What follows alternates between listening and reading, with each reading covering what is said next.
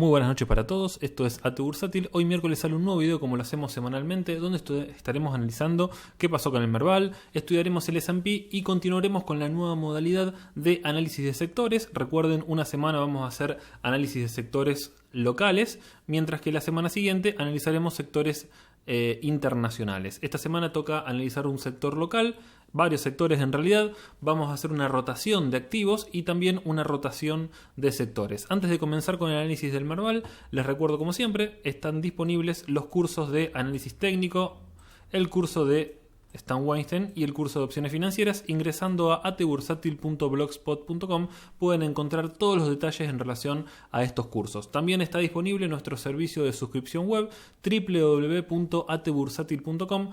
Ingresan a la sección Nuestros Servicios para conocer en detalle de qué se trata.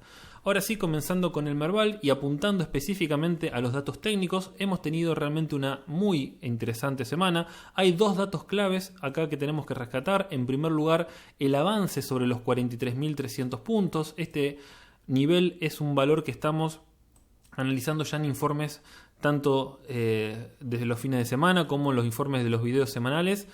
Hemos comentado múltiples veces lo importante que es este nivel, bien, y en la actualidad hemos logrado avanzar finalmente. Esto es un dato muy positivo, pero además se suma otro dato interesante, que es el hecho de haber cerrado el día de hoy por arriba de la caja de Fibonacci. Esta caja evalúa todo este impulso bajista y marca el retroceso 0.5 y el retroceso 0.618. El día de hoy ha quedado atrás el retroceso 0.618 y esto marca, desde el punto de vista técnico, y esto es objetivo, la fortaleza del índice. El hecho de haber avanzado sobre el 0.618 plantea un cambio de tendencia de corto plazo, por supuesto, considerando este impulso bajista. Bien, entonces tenemos claramente una tendencia alcista. Tenemos dos líneas de tendencia trazadas, una que es la línea continua, que como pueden ver es una línea probable en realidad porque tiene dos contactos, mientras que esta línea, que era confirmada, bien, tenía al menos tres contactos, se traza en forma intermitente debido a que ha sido quebrada a la baja. Bien, ¿para qué tenemos estas dos líneas trazadas? En realidad lo que uno quiere evaluar, por ejemplo, es aceleración de la tendencia. Tenemos que el ángulo de esta línea de tendencia es por supuesto superior a esta línea. El hecho de que el índice haya quebrado a la baja esta línea de tendencia, por más que luego se encauce nuevamente, ya tenemos que el ángulo de la tendencia del índice en este caso ha cambiado, es decir, se ha desacelerado. Bien, es por eso que es interesante quizás evaluar diferentes tendencias, por supuesto, dejando siempre las más relevantes, sobre todo las probables y confirmadas. Bien, que tengan al menos tres contactos sería muy interesante. Estamos con vía libre hacia máximos históricos, tenemos un 8,5% restante para alcanzarlo. Bien. En relación a los indicadores, vemos que hay señal de compra activada por parte del MACD, aunque por arriba de cero, lo cual le resta relevancia, mientras que el RSI tiene una dirección ascendente y aún tiene margen de recorrido hasta la zona de sobrecompra. Hay dos cosas obvias, tanto en lo técnico como en el análisis. En realidad es una opinión, pero me resulta bastante obvio. En primer lugar, mencionarles que el hombro cabeza a hombro, que absolutamente todos hablaban de él, que era este patrón de cambio de tendencia, quedó anulado. Esto está confirmado, no solamente por el hecho de haber avanzado sobre los 42.000 puntos, sino haber quebrado los 43.300, que era una condición, personalmente siempre les decía, clave para pensar definitivamente en anular el hombro cabeza a hombro y además para pensar en buscar máximos históricos. La otra obviedad, a mi criterio, es que considerando que no tenemos driver para justificar justamente esta suba, o sea, un driver local, es que estamos definitivamente acoplados al mercado norteamericano. Bien, esto quizás no es una novedad, pero lo que estamos viendo en las últimas jornadas es que hay realmente un acople muy, pero muy importante. De hecho, cuando analizamos la vela del día lunes, fíjense que el precio máximo del día alcanza realmente niveles interesantes, prácticamente contacta el 0.618 de la caja, pero hay un retroceso muy importante y de hecho el precio de cierre termina cerrando al límite de los 43.300, cuando todo parecía que finalmente íbamos a avanzar sobre esta resistencia estática, retrocede el valor del índice y termina cerrando con una vela que deja, por supuesto, más dudas que certezas. ¿Qué pasó? En el mercado de referencia, es decir, el S&P, lo que sucedió fue exactamente lo mismo. Tuvimos un arranque auspicioso, pero el día fue de mayor a menor. Y el hecho de que haya corregido durante la jornada hizo que nuestro índice también corrija y termine cerrando de esta manera. Todo lo contrario sucede a partir de las siguientes jornadas, donde tanto a nivel del mercado internacional como local, todo fue para bien. ¿Bien? Entonces, recuerden esto, mientras no haya un driver específico que justifique un rally del índice, bien, estamos hablando de la actualidad, el rally de hecho ya lo hemos visto, pero que pueda justificar, sobre todo en el mercado en dólares, bien, en pesos, recuerden que gracias a la devaluación y a la suba del CCL, prácticamente un 60% de toda esta suba está justificada por el contado con liqui. Bien, cuando veamos el índice medido en dólares, el cantar es otro. Pero como les decía, y para cerrar la idea, es que considero que mientras no haya un driver que tiene que ver sobre todo con lo que es la negociación de la deuda, bien, cuando haya un arreglo finalmente con los acreedores, pienso que ahí definitivamente vamos a tener una suba genuina y el volumen, por supuesto, se va a incrementar y Argentina va a subir a nivel de mercado de capitales, por supuesto. Bien, siempre hablando de mercado de capitales, completamente desacoplado de lo que es la economía real. Pasando al gráfico en pesos pero semanal, lo que podemos observar es que esto también lo veníamos estudiando.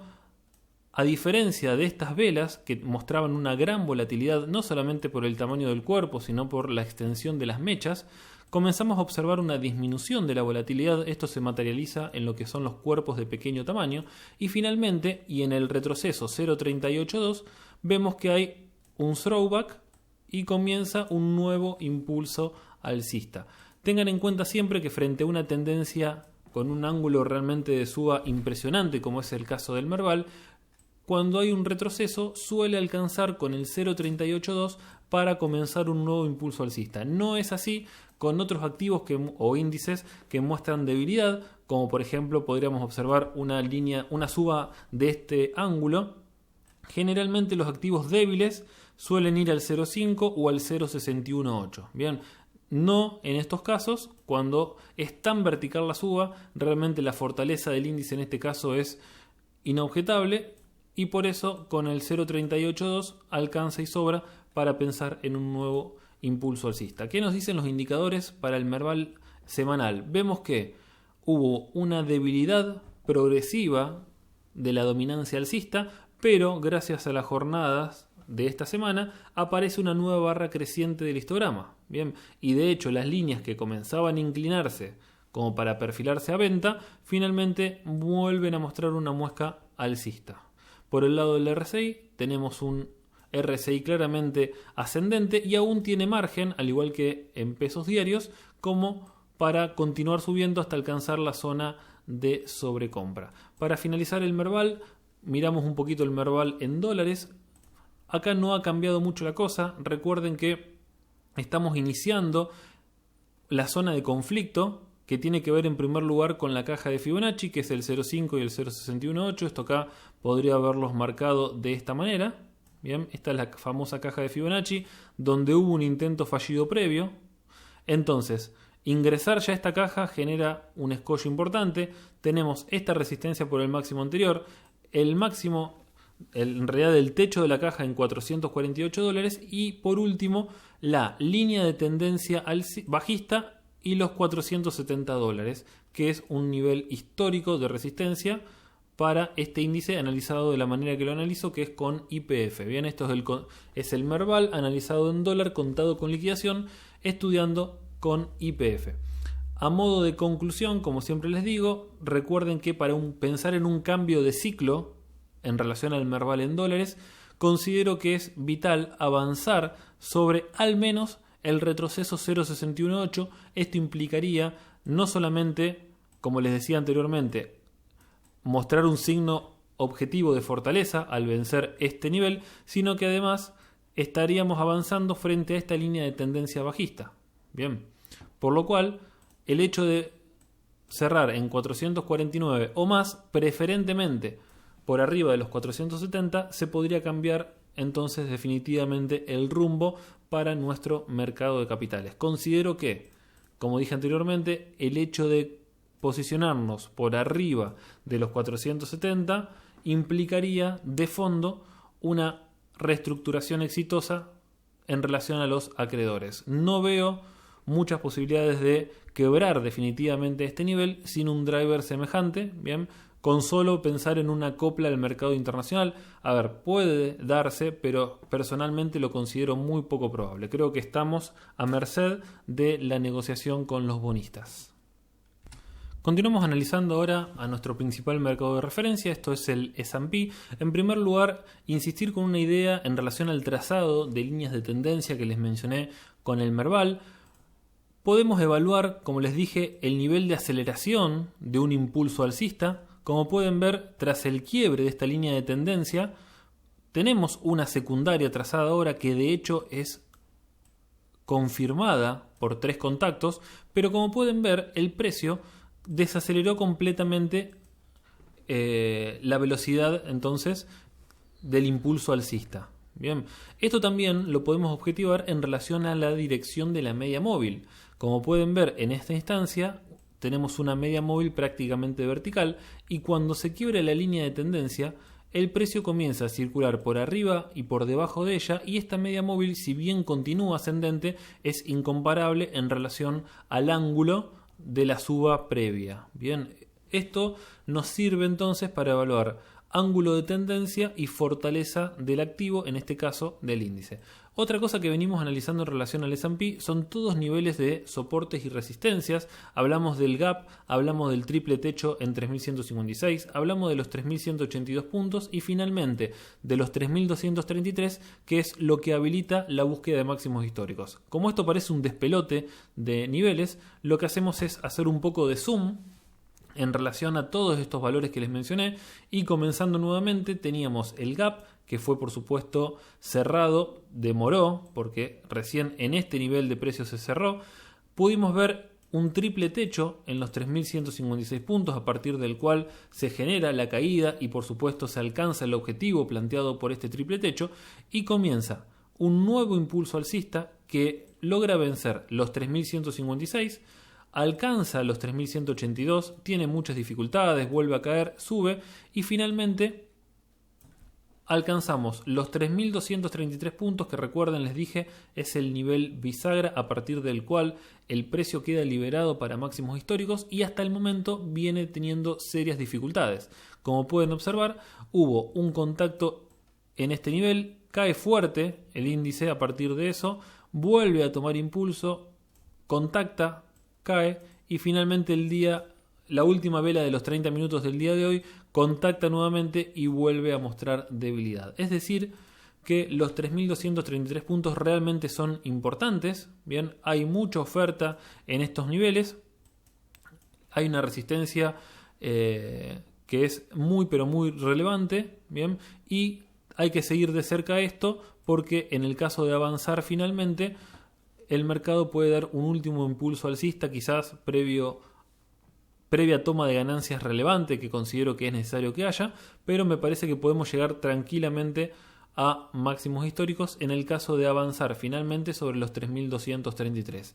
Caso contrario, y volviendo al diario, recuerden que tenemos una línea de tendencia alcista validada, bien, que aún no ha sido quebrada, y en el caso de no lograr avanzar, fíjense que se está quedando sin espacio el precio.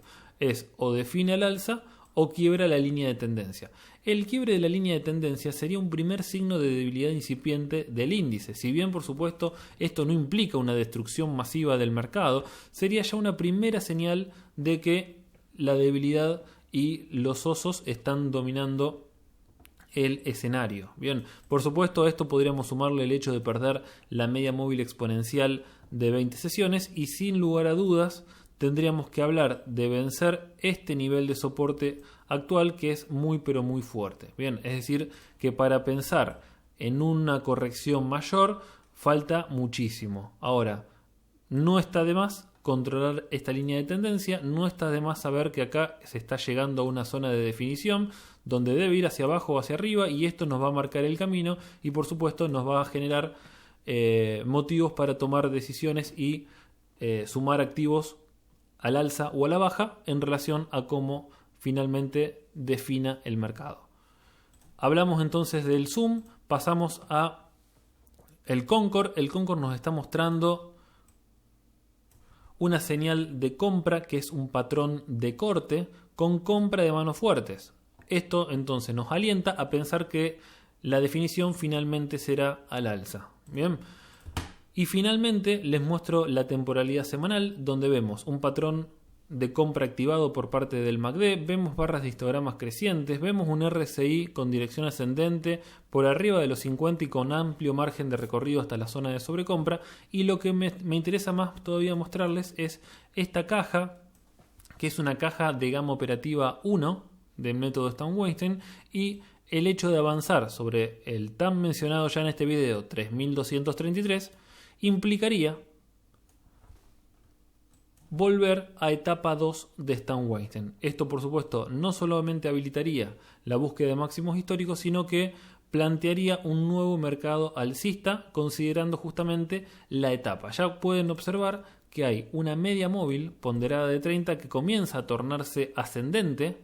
Luego de este tremendo crash bursátil se logra recuperar y ya la media móvil tiene dirección ascendente. Es realmente increíble cómo ha recuperado en B el mercado norteamericano, y realmente soy muy optimista para pensar que vamos a ir a buscar máximos históricos, pero como dice Mostaza, paso a paso, primero 3.233 para pensar en grande. Bien. Bueno, comenzamos ahora a analizar distintos sectores locales. Vamos a comenzar con el bancario y, como no puede ser de otra manera, vamos a analizar Galicia. Tenemos ya un análisis hecho de hace mucho tiempo, realmente la conocemos de memoria. Para todos los que siguen el canal, semana tras semana analizamos Galicia, por lo cual lo que resta es simplemente actualizar y evaluar un poco cómo está en la actualidad.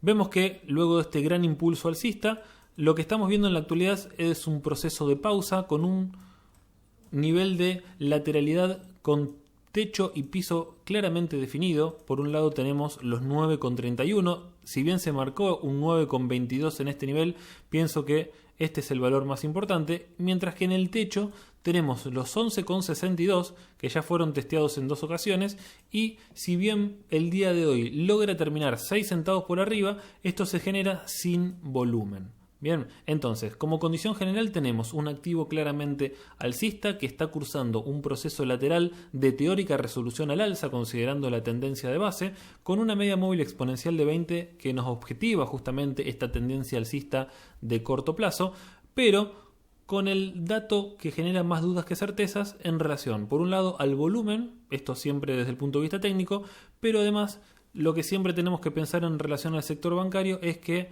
hay un dato clave que aún no está resuelto, que es la deuda. Bien, mientras no haya arreglo con acreedores, considero que es un sector que hay que tener mucho cuidado. Bien, esto es mucho ruido aleatorio. Miren lo que son las velas que estamos viendo, un tremendo martillo invertido, velas doji.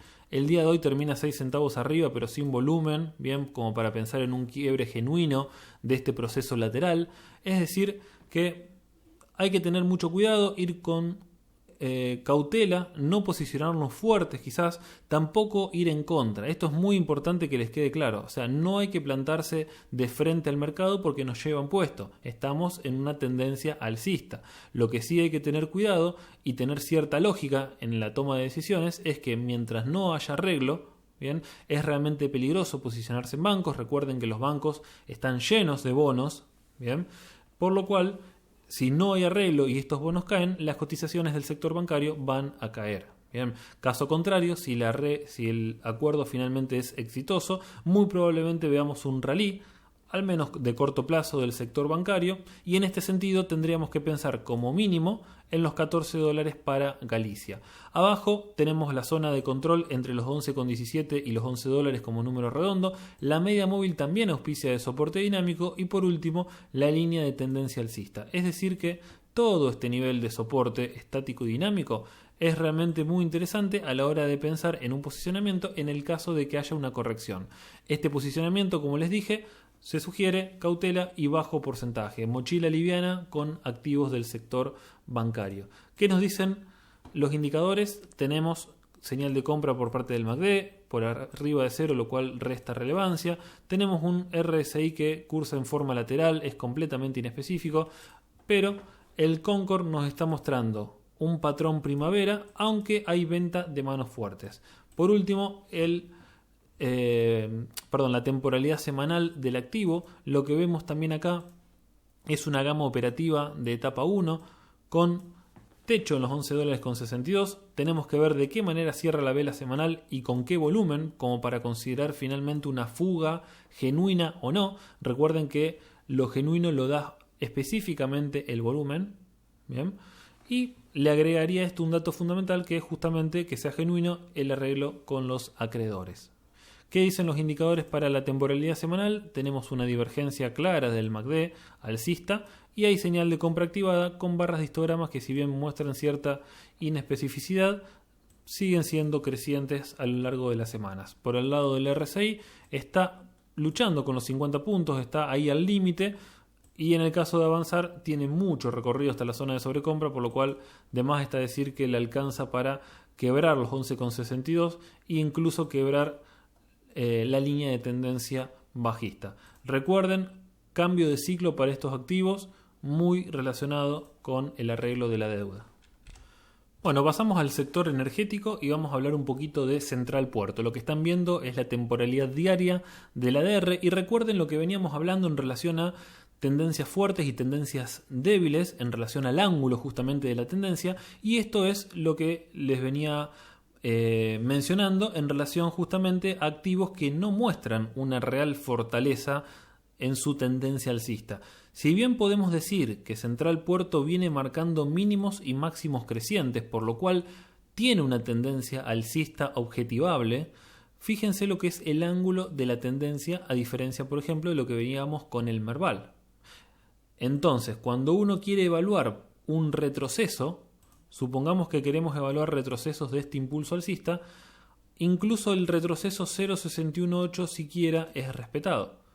Si marcamos un Fibonacci de esta manera, como pueden observar, el precio logra quebrar transitoriamente el 0.618 para luego sí tomar un nuevo impulso al alza. ¿Está? Entonces, esto es un ejemplo característico de un activo debilitado que además no muestra volumen, tiene mucho ruido aleatorio. Mire que lo que son las velas, estamos circulando entre los 2,70 aproximadamente y la caja de Fibonacci, esta caja que evalúa todo este impulso bajista, recuerden 0.5 y 0.618, al parecer los $2.90, que tiene que ver con todos estos picos máximos, es la resistencia final para pensar en ir a buscar este nivel en los $3.31. Lo que tiene Central Puerto muchas veces es que parece que no hay reacción, que no hay volumen, que es un activo realmente inexistente, y finalmente ingresa un poquito de volumen y se muestra unos swings alcistas realmente espectaculares. Bien, pero es un papel para tener paciencia. Tenemos, como les dije, una tendencia alcista debilitada, no hay volumen, bien, no hay volumen, no hay interés por el momento, pero la tendencia alcista realmente, para el que tiene paciencia, es una posibilidad plantearse un posicionamiento. Bien, en este sentido, idealmente, en el caso de que hagamos una corrección, podríamos esperar al contacto de estas líneas de tendencia, bien, pero considero que los $2.62, que es este nivel de precios, en el caso de ser alcanzados o llegar muy próximos a este nivel, realmente es un nivel interesante como para posicionarse y esperar. Bien. Indicadores chatos como el precio, miren lo que es el MACD, realmente inespecífico. Lo mismo el RSI, que muestra una tendencia levemente alcista lateral. Y el Concord finalmente nos muestra un patrón de corte.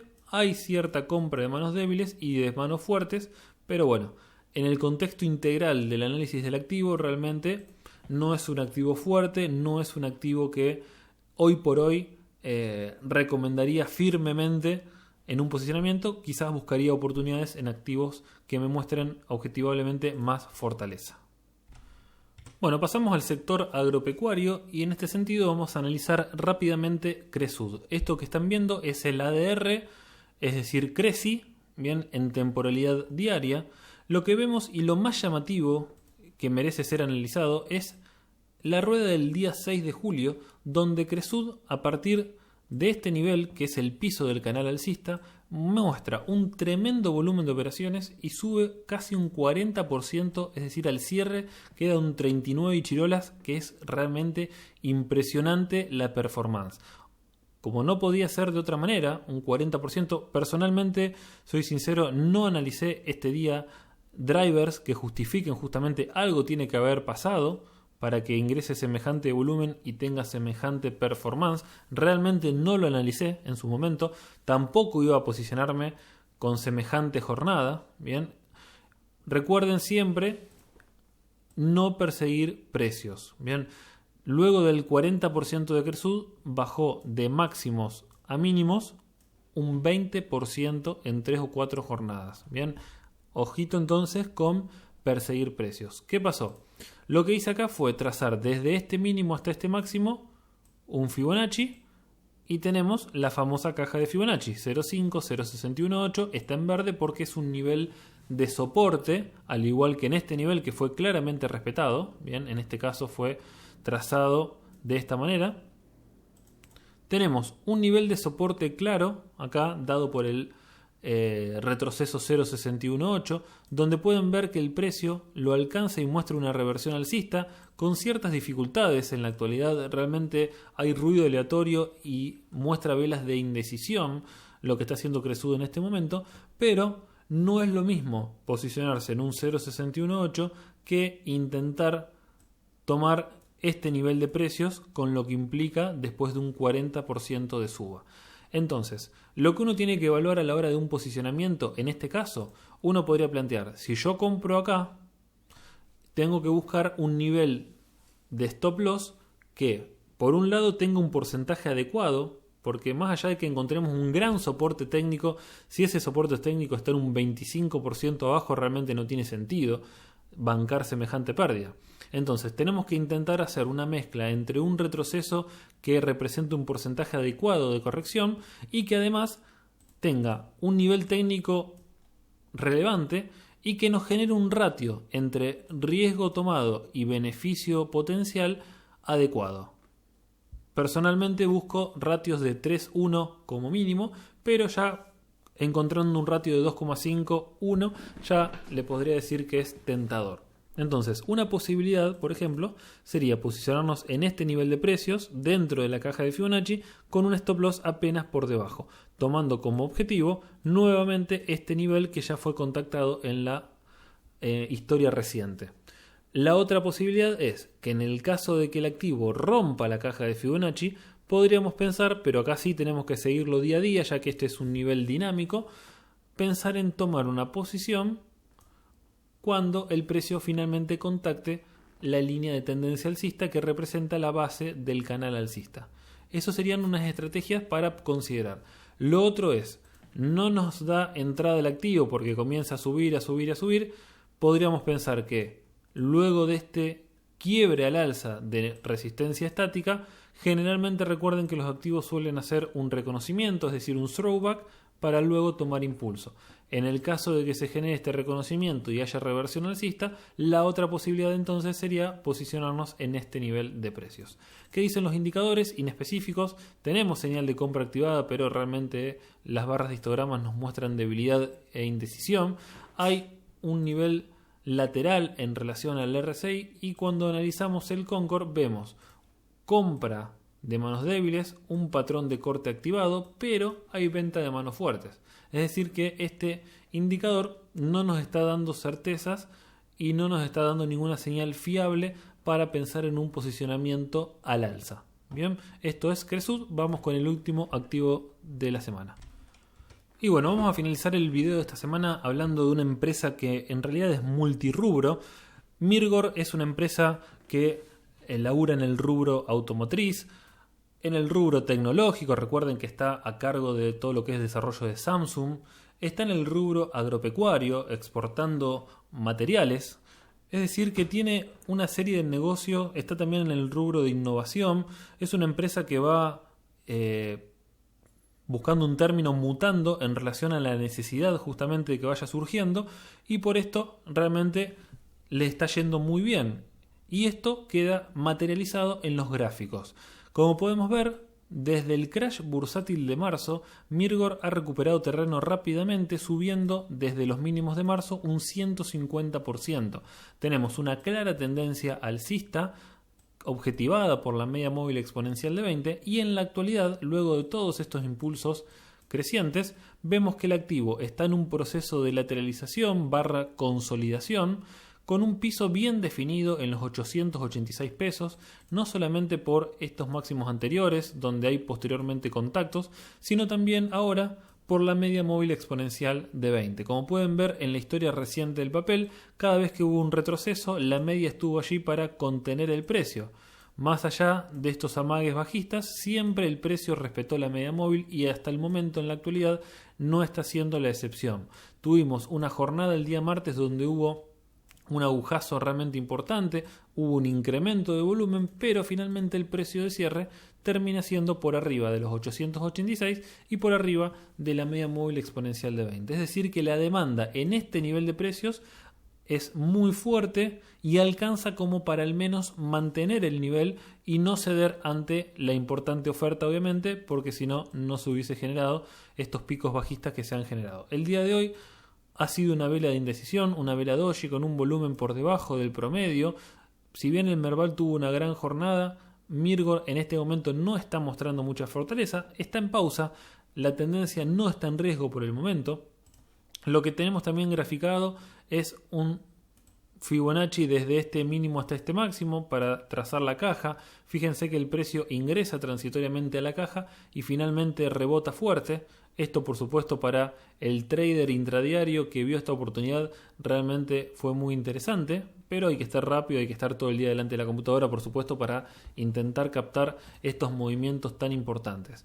Considero que Mirgor, de no suceder nada importante tanto a nivel del mercado local como de referencia, va a ir a buscar finalmente los 990 pesos que son el objetivo de corto plazo propuesto.